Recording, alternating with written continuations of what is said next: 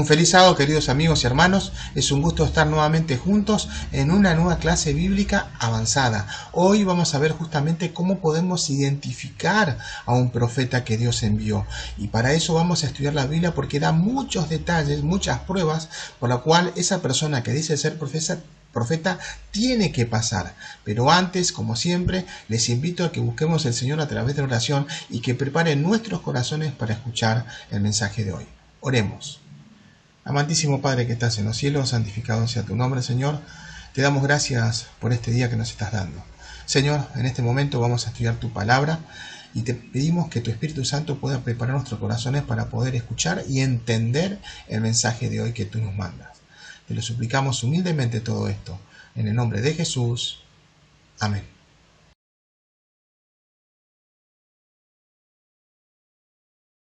Muy bien. Comencemos a estudiar justamente hoy. El título es Pruebas de un verdadero profeta. Y lo que vamos a hacer es justamente analizar varios textos bíblicos para poder demostrar que el linaje de White pasó esta prueba, ¿sí? Porque muchas personas dicen, los adventistas del séptimo día tienen a un profeta que no cumple con los preceptos bíblicos, pero justamente eso vamos a analizar ahora. Así que comencemos rápidamente con el punto número 1.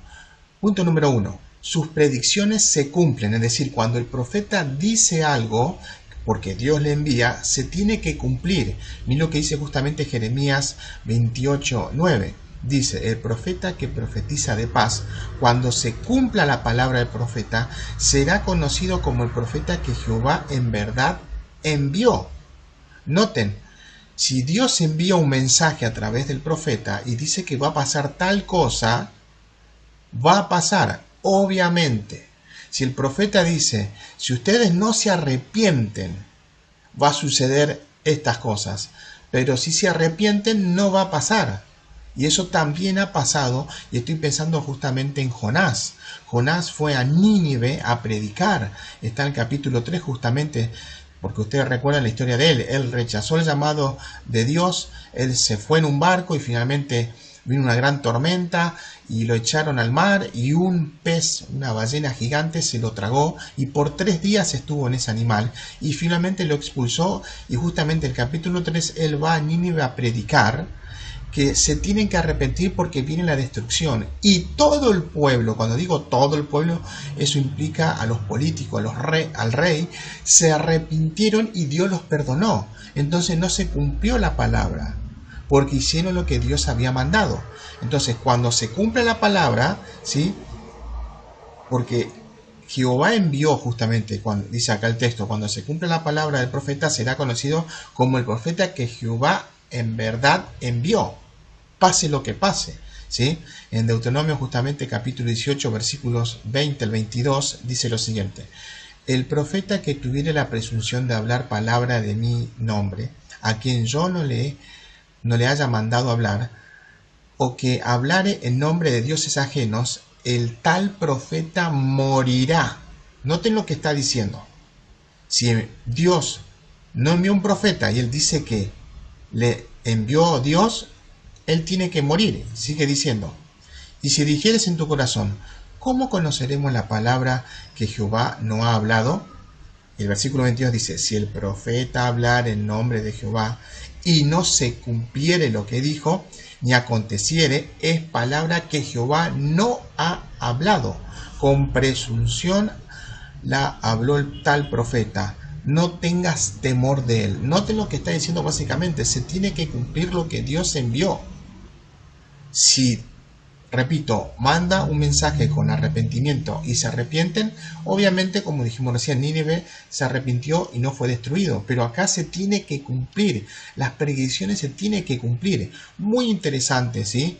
Esta tal profeta, Daisy Escalante se llama, hace muchos años que viene diciendo que Dios le envió, ¿sí? Y muy interesante que ella predijo algo, tuvo un sueño, una visión, y dice que predijo que el 31 de octubre del 2023 aparecerían 2 gigantes, ¿sí? 2 gigantes. Uno encapuchado, con sotana negra, su cara era blanca y con guadaña. Y a su lado otro en forma de esqueleto, ¿sí? Así, es interesante. Hay dos gigantes que va a aparecer, dijo ella. ¿Sí? Encapuchado, con sotana negra, con una cara blanca, ¿sí? Y con una guadaña en la mano. Y el otro, ¿sí?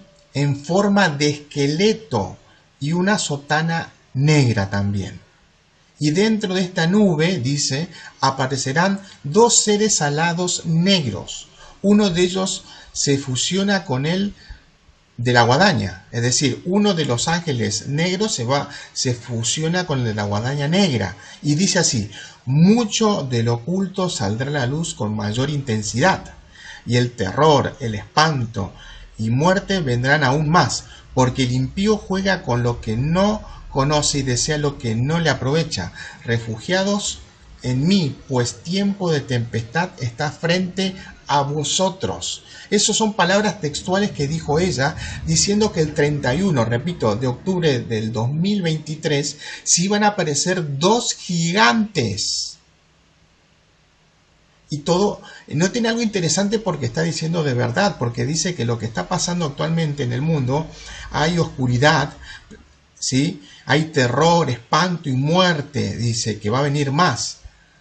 Y eso está pasando. Pero ella profetizó, supuestamente Dios le envió, que iban a aparecer estos gigantes. ¿Pasó la fecha y aparecieron los gigantes? No aparecieron. ¿Se cumplió la profecía? No. ¿Es un profeta enviado por Dios? No. Repito, ¿qué decía el texto anterior? Dice, si el profeta hablar en nombre de Jehová y no se cumpliere lo que dijo, ni aconteciere, es palabra que Jehová no ha hablado. Muy claramente, y el texto anterior que leímos dice, cuando se cumpla la palabra del profeta, será conocido como el profeta que Jehová en verdad envió. Pero acá vimos que esta tal profeta no se cumplió lo que dijo. Entonces, ¿es un verdadero profeta? Es sencillo. No se cumplió lo que dijo ella. Por lo tanto, no es profeta. Pero avancemos con el segundo punto. No da interpretación privada de la profecía. ¿Sí? El profeta no da interpretación privada. Muy interesante lo que dice 2 de Pedro 1:20. Entendiendo primero esto, que ninguna profecía de la Escritura es de interpretación privada. Es decir, lo que está pasando es que ahora las personas dicen ser profetas y leen, es una tal interpretación. Y no, lo que dice las Escrituras se cumple al pie de la letra y el profeta no puede decir otras cosas que dice la palabra de Dios. No puede dar una interpretación privada de lo que ese profeta ha dicho. Y eso pasa continuamente. Vayamos al tercer punto. Habla en el nombre de Dios. Y eso es verdad. Todos los profetas tienen que hablar en nombre de Dios. En 2 de Pedro 1:21 dice, porque nunca la profecía fue traída por voluntad humana, sino que los santos hombres de Dios hablaron siendo inspirados por el Espíritu Santo. Es decir, hablan inspirados por el Espíritu Santo y no son traídas por voluntad humana. Lo está diciendo muy claro el texto. Y habla en nombre de Dios, porque el Espíritu Santo es el que está inspirando, iluminando y dándole palabras para que pueda decir. ¿Se entiende? Vamos al cuarto punto, ¿sí? Para continuar. El cuarto tema dice, no contradice a los profetas anteriores, es decir, a la Biblia. En otras palabras, los profetas no contradicen lo que dicen los profetas anteriores. ¿Que dónde está eso? En la Biblia, el Antiguo y Nuevo Testamento, para ser más exacto. ¿Sí? Miren lo que dice Isaías, capítulo 8, versículo 20. Dice, a la ley y al testimonio, es decir, la Biblia, si no dijeren conforme a esto, es porque no les ha amanecido. Si no hablan conforme a lo que dice la Biblia, lo que escribieron los profetas anteriores, están contradiciendo y no fueron iluminados.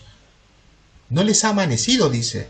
Interesante lo que dice Pablo justamente en 1 Corintios 14, 32 y 33. Dice lo siguiente, los espíritus de los profetas están sujetos a los profetas, pues Dios no es Dios de confusión, sino de paz. Interesante, los espíritus de los profetas, es decir, los profetas están sujetos a los profetas. No puede haber contradicción. Si el profeta, vamos a suponer, esto es un ejemplo que les voy a dar, nada más que un ejemplo, dice, vamos a suponer que debemos vestirnos de blanco todos los días. Es un ejemplo solamente que le estoy dando, no es literal, es un ejemplo. Supongamos, Dios dice que debemos vestirnos de blanco todos los días. Y ahora viene un nuevo profeta y dice que debemos vestirnos de color negro, como estoy ahora actualmente. Ahora, Dios dijo a través de los profetas que debíamos vestirnos de color blanco. Por lo tanto, ¿qué color debe mantenerse? El blanco. Si un profeta viene y dice que debemos usar color negro, ¿es enviado por Dios? No, no es enviado por Dios. Y pasa lo mismo con el día de adoración. La Biblia y los profetas, ¿qué día escribieron que debemos guardar y adorar? ¿En qué día? Sábado. En ninguna parte de las escrituras, en ninguna parte de la Biblia, es decir, ninguno de los profetas escribieron que debemos adorar el día domingo. Por lo tanto, el día de adoración es el día séptimo, el sábado, ¿sí? Por lo tanto, no pueden contradecir si sale un nuevo profeta. Avancemos, ¿sí? Vamos al punto número 5. Es decir, los profetas señalan los pecados del pueblo cometidos contra Dios.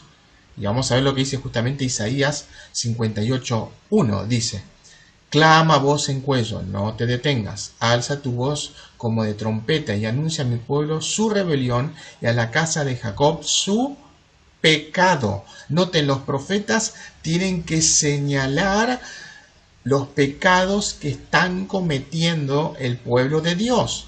Eso no implica que esté todo perfecto, porque todos somos pecadores y dependemos de Dios continuamente y siempre tropezamos. Y el profeta justamente manda el mensaje de Dios y señala los pecados que hemos cometido como pueblo de Dios. ¿Y está bien eso o está mal?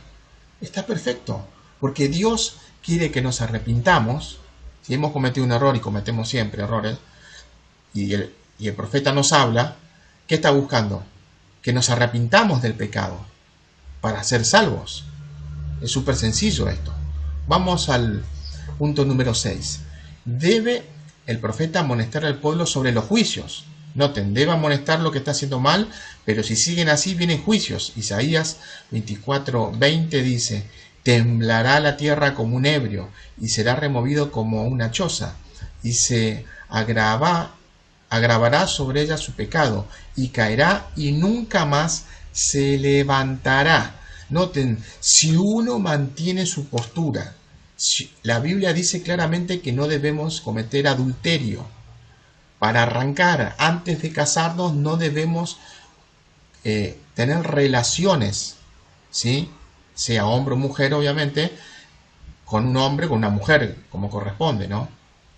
Yo soy hombre, Dios me dice que no debo fornicar. Cuando estaba soltero me decía eso. Es decir, como joven no debo tener relaciones sexuales. Y si me caso, no debo cometer adulterio. Estoy pecando y Dios trae juicio. Y los 10 mandamientos dicen que no debo robar. Otro más también. No debemos honrar al padre y a la madre, a papá y a mamá. Si no lo honramos, estamos cometiendo pecado y viene juicio sobre nosotros si no estamos haciendo lo correcto. ¿Sí? En Apocalipsis 14, versículos 6 y 7, muy conocido, dice, vi volar por el medio del cielo otro ángel que tenía el evangelio eterno para predicar a los moradores de la tierra, a toda nación, tribu, lengua y pueblo, diciendo a gran voz, temed a Dios y dadle gloria, porque la hora de su juicio ha llegado, y adorad a aquel que hizo el cielo y la tierra, el mar y las fuentes de las aguas. Muy interesante acá. Acá nos está diciendo que si no tememos a Dios, y acá temed no significa de tenerle miedo, temed es reverenciar, reverencien a Dios, denle gloria, porque la hora de su juicio ha llegado y debemos adorar a aquel que hizo el cielo, la tierra, el mar y la fuente de las aguas. Y eso nos lleva a ¿qué día descansó Dios? El séptimo día.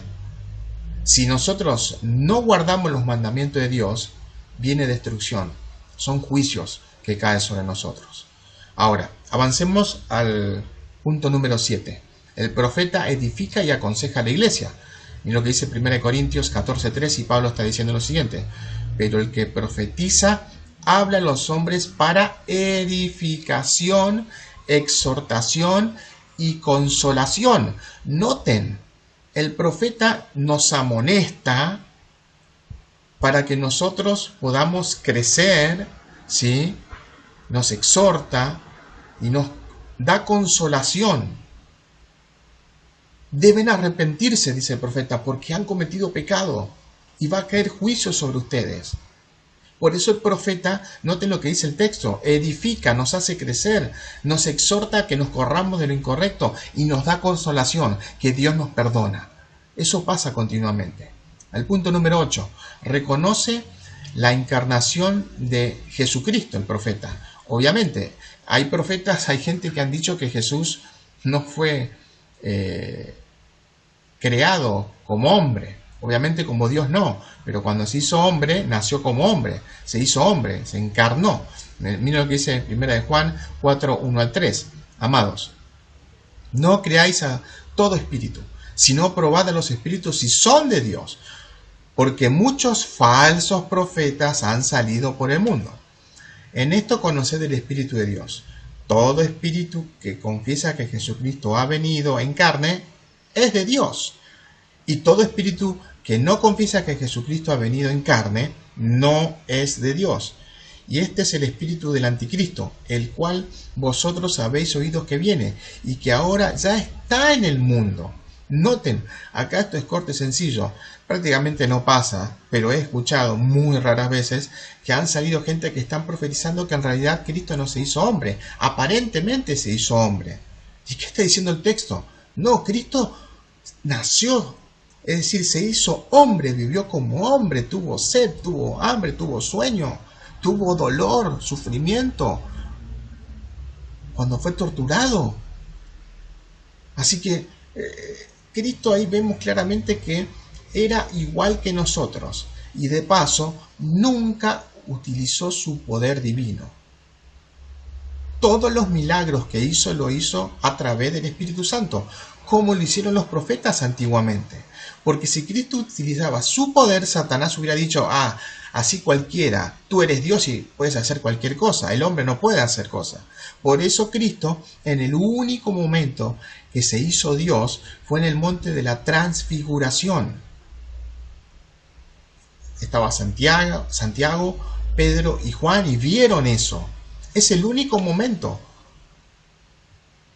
Era para demostrarle que era Dios mismo, que se hizo hombre, que se encarnó. Entonces vemos claramente el Dios eterno se hizo hombre para poder rescatarnos a nosotros, ¿sí? Porque Él debía morir. Esa es la consecuencia del pecado. En Hebreos 2, 14 al 18 dice así.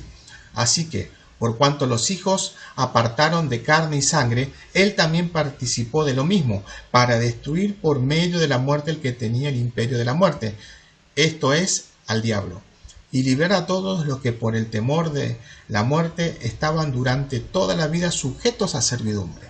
Porque ciertamente no socorrió a los ángeles, sino que socorrió a la descendencia de Abraham. Claro, exactamente a nosotros. Por lo cual debía ser en todo semejante a sus hermanos, es decir, a nosotros, para venir a ser misericordioso y fiel sumo sacerdote en todo lo que a Dios se refiere, para expiar los pecados del pueblo, pues en cuanto él mismo padeció siendo tentado, es poderoso para socorrer a los que son tentados. Noten lo que está diciendo. Él fue tentado en todo, absolutamente en todo, y es poderoso para socorrernos. Pero para eso debemos buscarlos y debemos confesar que hemos cometido un error. Lucas 24, 38 al 36, al 43, dice así. Lucas 24, 36 al 43. Mientras ellos aún hablaban de estas cosas, Jesús se puso en medio de ellos y le dijo, paz a vosotros. Se le aparecen los discípulos. Entonces, espantados y atemorizados, pensaba que veía un espíritu, a un fantasma, ¿sí? Pero él le dijo, Jesús, ¿por qué estáis turbados y vienen a vuestro corazón estos pensamientos? Mirad mis manos y mis pies, que yo mismo soy, palpad y ved, porque un espíritu no tiene carne ni huesos, como veis que yo tengo. Y diciendo esto, le mostró las manos y los pies. Y como todavía ellos de gozo no lo creían, interesante, y como todavía ellos, los apóstoles de gozo, no lo creían, estaban maravillados, les dijo: ¿tenéis aquí algo de comer? Entonces le dieron parte de un pez asado y un panal de miel, y él lo tomó y comió delante de ellos. Noten, como ser humano tenía que comer, y comió, pero se mostró: soy yo, pálpenme, dijo, palpad mis manos y mis pies, toquen mis huesos, mi carne, para que sepan que yo soy. Y eso sucedió y estaban todos sorprendidos. En Juan 1:14 dice: y aquel verbo, logos en la palabra, verbo, palabra, dice: aquel verbo fue hecho carne y habitó entre nosotros, y vimos su gloria, gloria como el unigénito del Padre, lleno de gracia y de verdad. El verbo fue hecho carne, logos, palabra, verbos, fue hecho carne y habitó entre nosotros. Interesante esto. Ahora continuemos con justamente el tema 9. Por sus frutos lo conoceréis. Es decir, nosotros podemos conocer a todos los que dicen ser profetas por sus frutos, ¿sí? Por lo que dicen, hacen y se cumple lo que dicen, o no se cumple. Vale la redundancia, puede ser cualquier cosa, ¿sí? Miren lo que dice Mateo 7, versículos 15 al 20. Guardaos de los falsos profetas que vienen a vosotros con vestidos de ovejas, pero por dentro son lobos rapaces. Por sus frutos los conoceréis. ¿Acaso se recogen uvas de los espinos o higos de los abrojos? Así, todo buen árbol da buenos frutos, pero el árbol malo da frutos malos. No puede el buen árbol dar frutos malos, ni el árbol malo dar frutos buenos. Todo árbol que no da buen fruto es cortado y echado en el fuego. Así que por sus frutos los conoceréis. Es decir, si esa persona, tal profeta, dice que va a pasar tal cosa, como le dije al principio, y no se cumple, ¿es profeta? ¿Le envió Dios? No, no es profeta ni lo envió Dios. Cuando no se cumple sus profetas, es por su fruto lo conoceréis. No son enviados de Dios. En Gálatas 5, 22 al 26, un texto muy conocido, dice: mas el fruto del Espíritu es amor, gozo, paz, paciencia, benignidad, bondad, fe, mansedumbre, templanza. Contra tales cosas no hay ley. Pero los que son de Cristo han crucificado la carne con sus pasiones y deseos. Si vivimos por el Espíritu, andemos también por el Espíritu. No nos hagamos vanagloriosos, irritándonos unos a otros, evitándonos unos a otros. Básicamente lo que tenemos que ver es justamente los versículos anteriores, ¿no?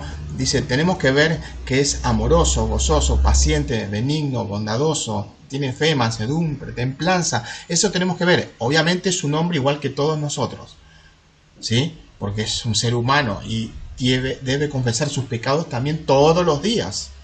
Pero por su fruto lo conoceréis.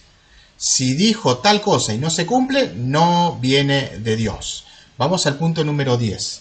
No usará métodos prohibidos el profeta. Muy interesante acá. Si dice ser profeta, no puede utilizar métodos prohibidos por Dios. Justamente en Deuteronomio capítulo 18, versículos 9 al 12. Presten atención a lo que dice. Cuando estéis en la tierra que Jehová tu Dios te da, no aprenderás a hacer según las abominaciones, es decir, la idolatría de aquellas naciones. Abominaciones es idolatría, ¿sí? No se ha hallado en ti que haga pasar a su hijo o su hija por el fuego, ni quien practique la adivinación, ni agorero, es decir, que está en nieblas, ni sortílego, es susurra, ni hechicero, ni encantador, ni adivino, ni mago, ni quien consulte a los muertos, porque es abominación, es decir, idolatría con Jehová, cualquiera que hace estas cosas.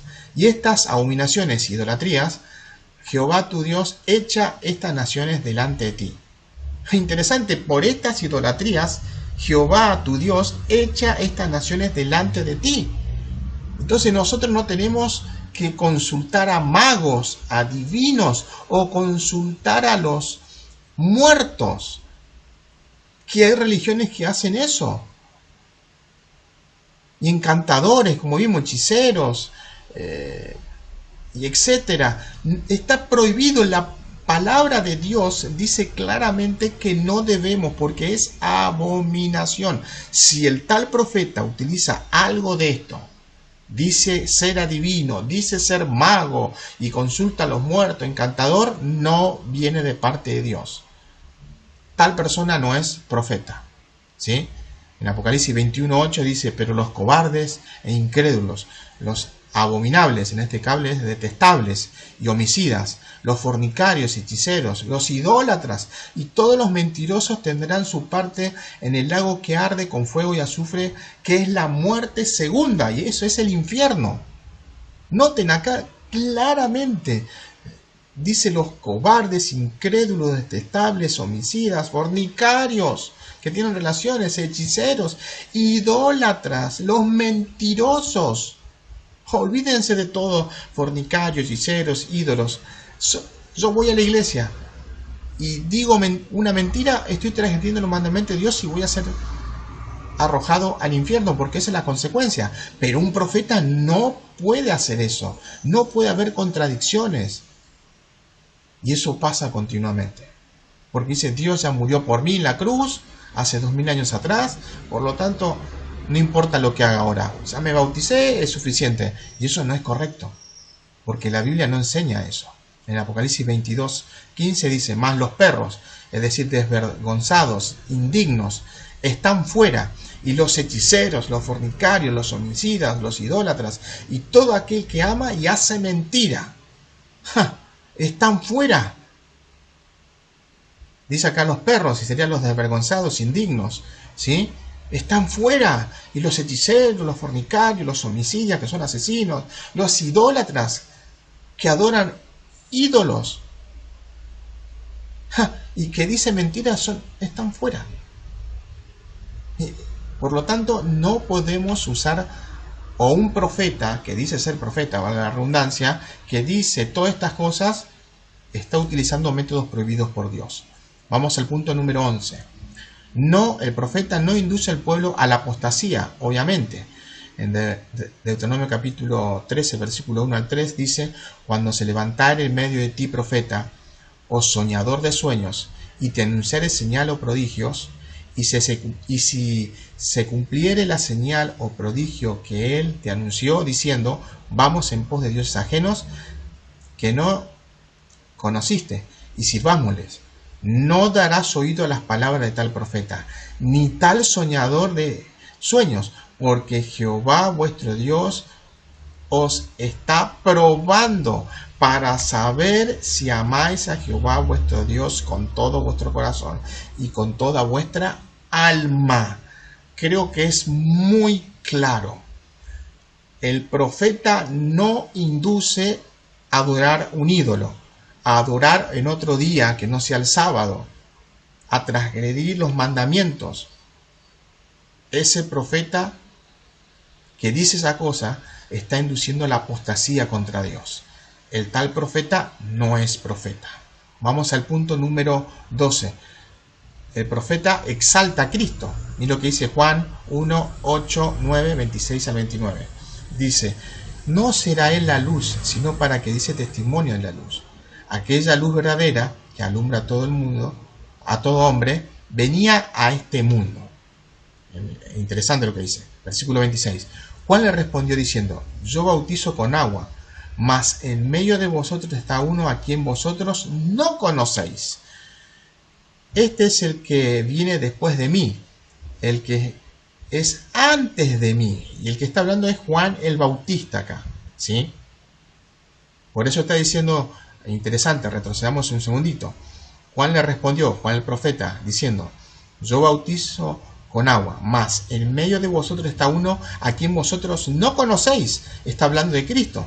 Este es el que viene después de mí, el que es antes de mí, del cual yo no soy digno de desatar la correa del calzado. Estas cosas sucedieron en Betabara, al otro lado del Jordán, donde Juan estaba bautizando. El siguiente día vio Juan a Jesús que venía a él y dijo: he aquí el Cordero de Dios que quita el pecado del mundo. Noten acá, está exaltando a Cristo. Profetizó antes que iba a venir alguien mucho más fuerte que él y que ni siquiera él era digno para desatar la correa de su calzado, el calzado de Cristo. Y cuando lo vio al día siguiente, dice: he aquí el Cordero de Dios que quita el pecado del mundo. En otras palabras, aquí está el Dios que se hizo hombre, que va a morir por nosotros, porque el Cordero moría cada vez que se hacía justamente sacrificio. ¿Se entiende? Lo está profetizando él, que Cristo iba a morir. El Cordero de Dios que quita el pecado del mundo. Interesante esto. Avancemos. Vamos al punto número 13. Dice: el profeta desenmascara a Satanás y a los falsos profetas. Es decir, Dios, cuando envía un profeta, justamente va a desenmascarar a esos falsos profetas que dicen ser profetas de Dios, y obviamente el enemigo, a Satanás.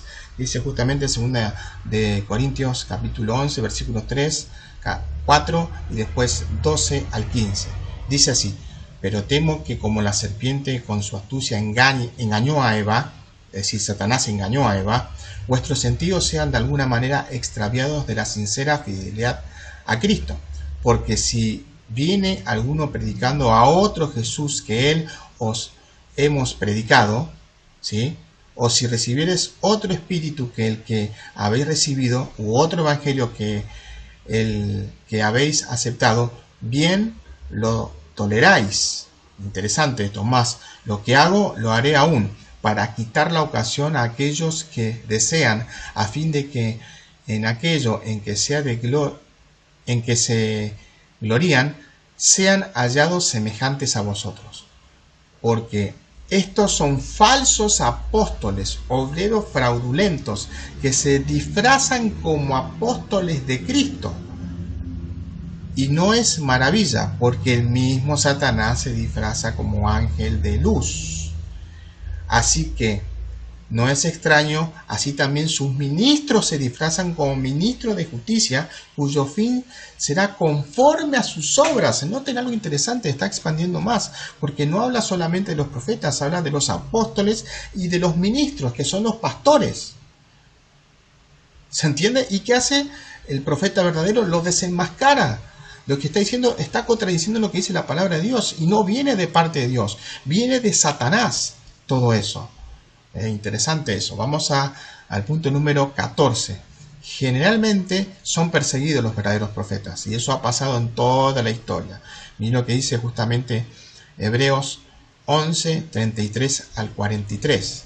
Dice que por fe conquistaron reinos, hicieron justicia, alzaron promesas, taparon bocas de leones, apagaron fuegos impetuosos, evitaron filo de espada, sacaron fuerzas de la debilidad, se hicieron fuertes en batalla, pusieron en fuga ejércitos extranjeros.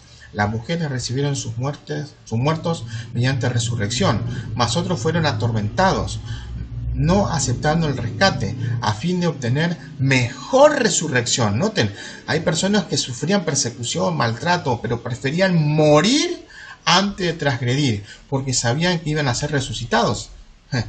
Mire, no aceptando el rescate a fin de obtener mejor resurrección, dice. Otros experimentaron vituperios, es decir, censuras y azotes, y a más de esto, prisiones y cárceles. Fueron apedreados, aserrados, puestos a prueba, muertos a filo de espada, anduvieron de acá para allá cubiertos de pieles de ovejas y de cabras, pobres, angustiados, maltratados, de los cuales el mundo no era digno, errando por los desiertos, por los montes, por las cuevas y por las cavernas de la tierra. Y todos estos, aunque alzaron buen testimonio mediante la fe, no recibieron lo prometido, proveyendo Dios alguna cosa mejor para nosotros, para que no fuesen ellos perfeccionados aparte de nosotros. Interesante lo que dice acá, ¿no? Lo que hemos visto acá. Acá sufrieron persecución. Es decir, un verdadero profeta sufre persecución, censura, etcétera, etcétera, etcétera. Porque el enemigo justamente abomina esto. Y vamos al punto número 5, que se divide en varias partes, pero es interesante eso.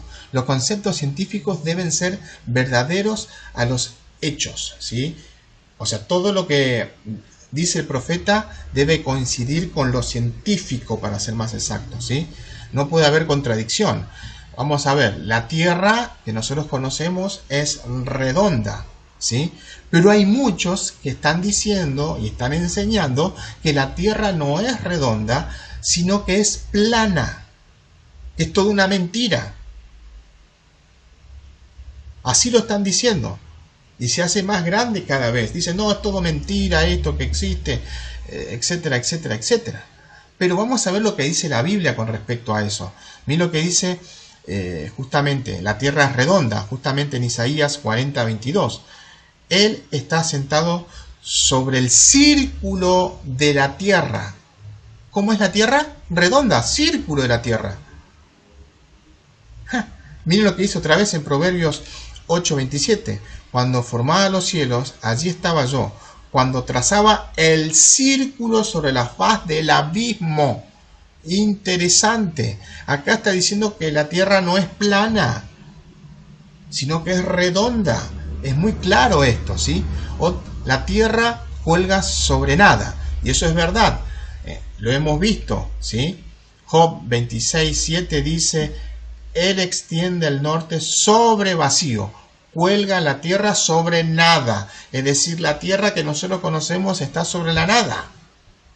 Y eso es literal. Y esto fue escrito, Job fue el primer libro de la Biblia que escribió Moisés. Y después escribió Génesis, Éxodo. Esto lo escribió. Así que imagínense ustedes. Esto tiene aproximadamente 4.500 años, más o menos, que se escribió. Así que eso es sumamente interesante. Es muy interesante esto. La ley universal de la gravedad. Miren lo que dice Job 38:8-11. ¿Quién encerró con puertas el mar cuando se derramaba saliendo de su seno? Cuando puse yo nubes por vestidura suya y por su faja oscuridad, y establecí sobre él mi decreto, lo puse puertas y cerró, y dije, hasta aquí llegarás y no pasarás delante, y allí pasará el orgullo de tus olas. Noten, está hablando del mar, y que está el mar asentado básicamente. ¿Y por qué está asentado? Porque hay gravedad en el planeta Tierra. ¿Hay una contradicción? No. El aire tiene peso. Sí, el aire tiene peso. Miren lo que dice Job 28:25. Al dar peso al viento y poner las aguas por medida. ¿Pero qué dice lo primero? Al dar peso al viento. Muy interesante el video que están viendo acá. Son dos globos y miren lo que van a hacer. Lo agarran y lo van a cortar para que no explote. O sea, lo van a cortar para que se desinfle. Y miren lo que pasa, porque tenían equilibrio los dos. Estaban en igual condición. Tenían el mismo peso. Pero miren a partir de ahora lo que pasa. Ahora lo está sosteniendo con la mano, pero cuando se termine de desinflar, miren lo que va a pasar. Se va a inclinar para el globo que no le pasó nada. Porque tiene peso. El aire tiene peso y esto es científico lo que están viendo ustedes, ¿sí? Los cielos se pueden medir y eso es verdad. Años luz, para darle ejemplo. Jeremías 31:37 dice, así ha dicho Jehová, si los cielos arriba se pueden medir y explorarse bajo los fundamentos de la tierra, también yo desecharé toda la descendencia de Israel por medio de lo que hicieron, dice Jehová. Noten algo interesante. Dice, y los cielos arriba se pueden medir. Y eso se mide. Los años luz, los máximos. ¿Sí? Es interesante esto. El ciclo del agua. ¿Cómo el ciclo del agua? Sí, el agua tiene un ciclo y vamos a ver eso en Eclesiastés Eclesiastés 1:7 dice: los ríos todos van al mar y el mar no se llena. El lugar de donde los ríos vinieron, allí vuelven para recorrer de nuevo. El agua va y viene. ¿Y por qué va y viene el agua? Porque hay un ciclo. Es lo que dice Job 36, 27 y 28. Él atrae las gotas de las aguas. Al transformarse el vapor en lluvia, interesante, la cual destinan las nubes, gotean en abundancia sobre los hombres. Noten lo interesante. Acá dice que atrae las gotas del agua, se transforman en vapor, ¿sí?, en nubes, y las nubes después en lluvia, y es algo que vuelve y se repite. Y acá tiene el ciclo del agua, ¿sí? Básicamente le da el sol, se evaporan, se condensa, se forman nubes, y eso provoca después que caiga precipitación o nieve, dependiendo del lugar, ¿no? Obviamente, pero eso es con el tiempo. Cae la lluvia, caen aguas, se van por el río o se filtran a la tierra y hace un camino que se van también como el río hacia el mar. Y otra vez pasa lo mismo, se evapora, se condensa, se precipita, cae lluvia, cae agua, otra vez río, se filtra, van al mar y pasa lo mismo. Y se repite. Miren, esto lo dijo Moisés miles de años atrás. Los ciclos del viento, interesante esto. En Eclesiastés 1:6 dice: y el viento tira hacia el sur y rodea al norte, va girando de continuo, y a sus giros vuelve el viento de nuevo. Dice, tiene un ciclo, ¿sí? Va girando. ¿Y cómo gira? Interesante, para resumirles.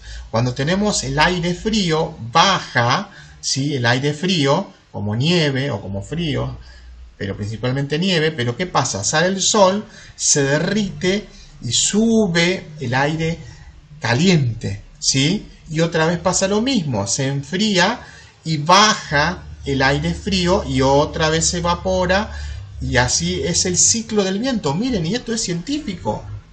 Y otra vez, ¿quién lo dijo? Eclesiastés. Esto fue Salomón. Qué interesante esto. Ahora, la importancia crucial de la sangre para el mantenimiento. Levíticos 17:11 dice: porque la vida de la carne en la sangre está, y yo os la he dado para hacer expiación sobre el altar por vuestras almas, y la misma sangre hará expiación de la persona. En otras palabras, ¿dónde está nuestra vida? En la sangre. Entonces, dice, porque la vida de la carne en la sangre está, no en la carne. Nosotros dependemos justamente de la sangre. Si yo me corto y me desangro, tarde o temprano me muero. Son cuestión de minutos. Y lo está diciendo la Biblia. El peligro de comer la grasa de los animales para la salud. Dice, ¿cómo? Sí, miren, esto fue Moisés otra vez que escribió en Levíticos 3:17.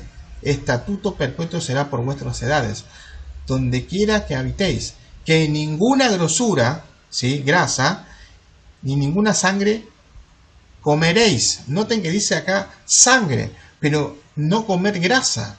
No es bueno para la salud eso, y está comprobado científicamente, médicamente, obviamente. Y las pruebas físicas, para ir terminando. Sueños y visiones, ¿sí? En Números, es decir, todos los profetas tienen sueños y o visiones, dependiendo del contexto, ¿sí? Dice acá en Números 12:6: y él les dijo, oíd ahora mis palabras, cuando haya entre vosotros profeta de Jehová, le hablaré en visión, en sueños hablaré con él. Noten, dice que va a aparecer, le va a hablar a través de visiones o sueños, ¿sí? Y eso es interesante para que sepan. Tiene que pasar de esta manera. Y están con los ojos abiertos. En Número 24, 15 y 16 dice, y tomó su parábola y dijo Balaán, hijo de Beor, dijo el varón de ojos abiertos, dijo el que oyó los dichos de Jehová, y el que sabe la ciencia del Altísimo, el que vio la visión del Omnipotente. Caí, pero abiertos los ojos. Noten, está abiertos los ojos. Es en el caso cuando tiene visión, obviamente. Él está con los ojos abiertos y Dios le está hablando. Miren lo que dice en Deuteronomio 10:15, repite lo mismo: solamente a tus padres se agradó Jehová para amarlos y escogió su descendencia después de ellos, y a vosotros de entre todos los pueblos en este día. ¿Sí? Acá Dios habló, ¿sí? Nos escogió, pero este texto no está hablando justamente los ojos abiertos. Eso podemos evitarlo, ¿sí? Se ve que lo agregué sin querer. Pero pierde fuerza. Miren lo que dice Daniel 10:8. Dice: quedé pues yo solo y vi esta gran visión y no quedó fuerza en mí. Antes mi fuerza se cambió en desfallecimiento y tuve vigor alguno. Y no tuve vigor alguno. No te pierde fuerza. No tiene la fuerza suficiente porque Dios le está hablando. Pero pasa lo contrario que vamos a ver ahora. Quedan inconscientes. Daniel 10:9. Pero oí el sonido de sus palabras y al oír el sonido de sus palabras caí sobre mi rostro en un profundo sueño y mi rostro en tierra. Queda inconsciente porque está viendo lo que Dios le está mostrando a través de una visión. No respira. ¿Cómo no respira? Sí, no respira. Daniel 7:10-17. ¿Cómo pues podrá el siervo de mi Señor hablar con mi Señor? Porque al instante me faltó la fuerza que estamos hablando, y no me quedó aliento. No le quedó aliento. Interesante esto. No le quedó aliento. Ahora, miren lo que pasó, justamente lo que escribió Elena de White. Y habló su esposo, el pastor White. Dice esto: el pastor White les explicó que no respiraba mientras estaba en visión. Buscó después y leyó experiencia de Daniel cuando estaba en visión. Y está citando Daniel, justamente que leímos 10:17. Y dice: al instante me faltó la fuerza y no me quedó aliento. Lo que dice Daniel. Luego el pastor White invitó a todos los que así lo desearan a que pasaran delante y examinaran a la señora de White, a su esposa. O sea, ¿quieren ver? Vengan. Siempre permitió que la examinaran y se alegraba si algún médico estaba presente para que la examinara mientras estaba en visión. Cuando se acercaba a ella, podían ver que Elena G. de White no respiraba, aunque su corazón continuaba latiendo normalmente y el color de sus mejillas era natural. Se trajo un espejo y se lo colocó frente a su cara, pero no se condensó ninguna humedad sobre él. Noten, colocó el espejo, y saben ustedes, cuando colocamos un vidrio, un espejo, cuando hace frío y respiramos, ¿qué pasa? Se humedece, ¿sí? Eso es lo que estaba haciendo, pero colocó un espejo y no había humedad.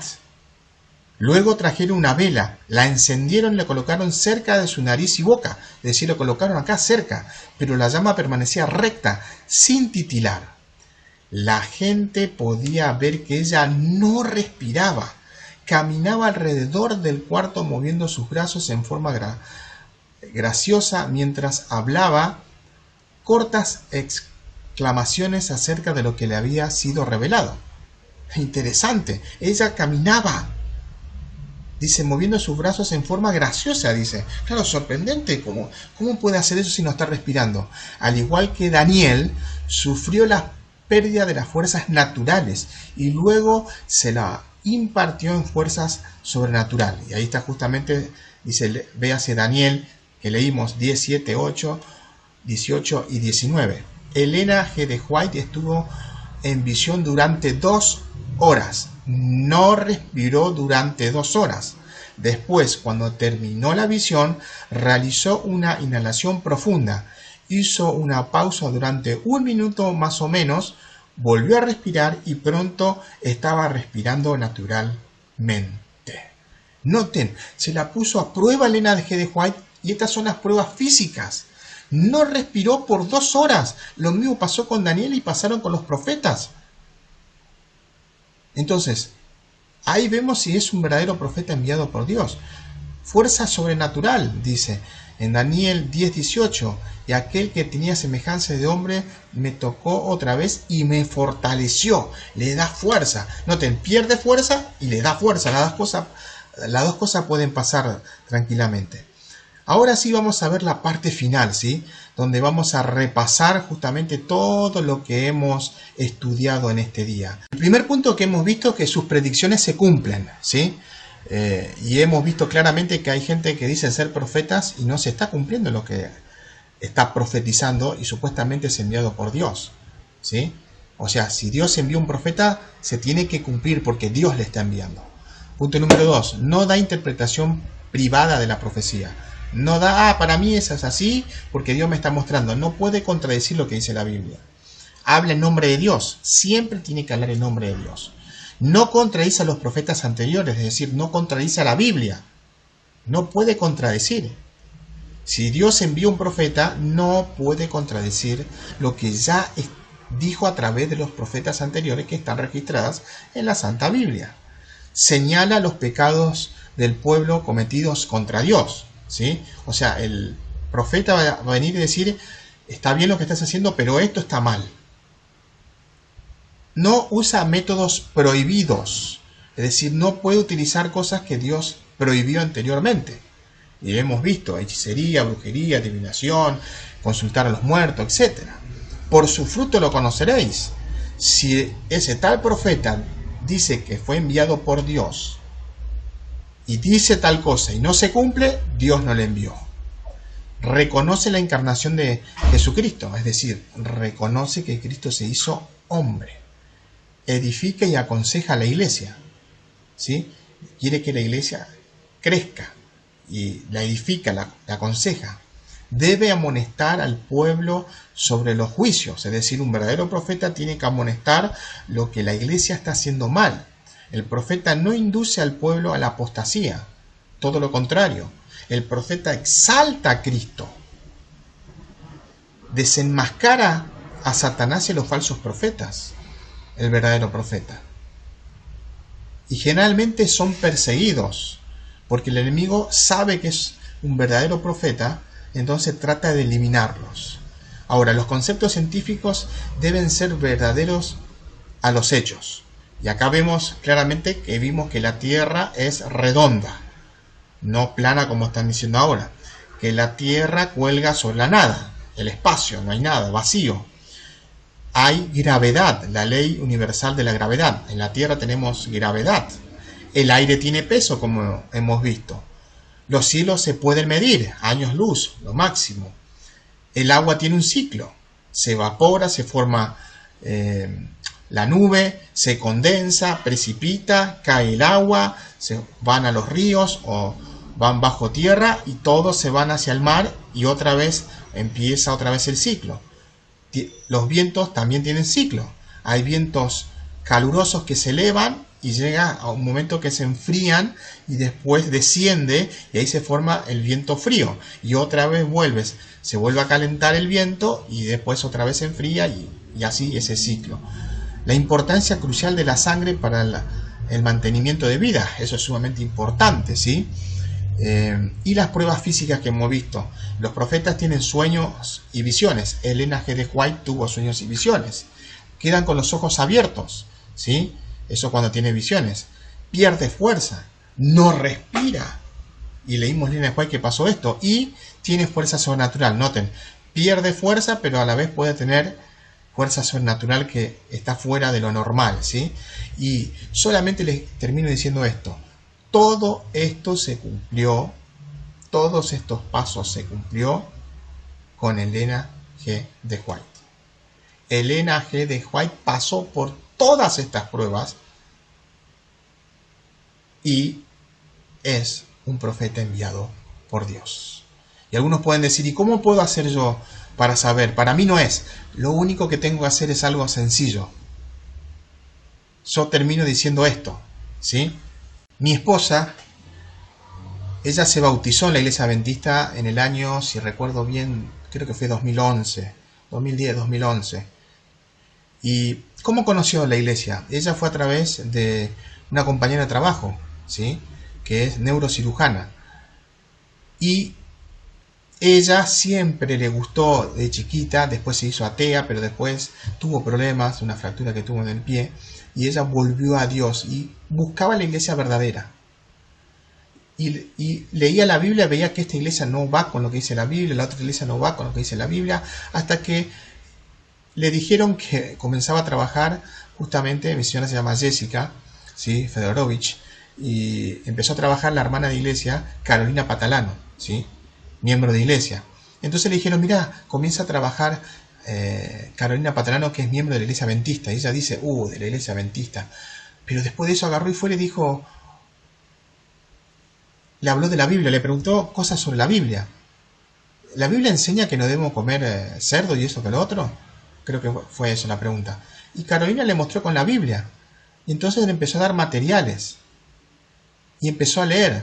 Hasta que un día me escuchó a mí dando una sociedad de jóvenes, y yo había llevado libros de Elena de White para leer, y me olvidé. Y me acuerdo que la última digo, no, me olvidé, pero acá es suficiente, noten, con la Biblia es suficiente. Suficiente, porque Elena de White amplía, nos da detalles, dice, pero con la Biblia es suficiente. Me acuerdo que dije algo así, y ella le pregunta a Carolina, mi esposa, ¿qué el Espíritu Profecía, qué es eso? Finalmente le dice que es un profeta, y ella dice, no puede ser. Hasta acá veníamos bien con la iglesia adventista del séptimo día. Le dieron un libro para leer, ella lo dejó y después, bueno, voy a leer. Y comenzó a leer, y cada vez que citaba la Biblia, ella buscaba en la Biblia para ver si estaba bien. Y cada vez que encontraba un texto bíblico, buscaba y lo leía. Buscaba hasta que llegó un momento que dijo, no, está perfecto, no hay contradicción. Y aceptó a Elena G. de White como profeta y se terminó bautizando. Entonces, si yo tengo alguna duda con Elena G. de White, lo que tengo que hacer es orar a Dios, guíame Señor, muéstrame. Y yo solamente les puedo decir esto, no hay contradicción de la Biblia. Todo lo contrario. Ella amplía, aclara cosas que nosotros pensamos que son incorrectas, porque todo está basado en la Biblia. Que el Señor Jesús les bendiga. Que a partir de hoy puedan tomar la decisión de leer el Espíritu de Profecía, es decir, leer los escritos de Elena G. de White, porque Dios la envió a ella como profeta para este tiempo, para prepararnos para el pronto regreso del Señor Jesucristo.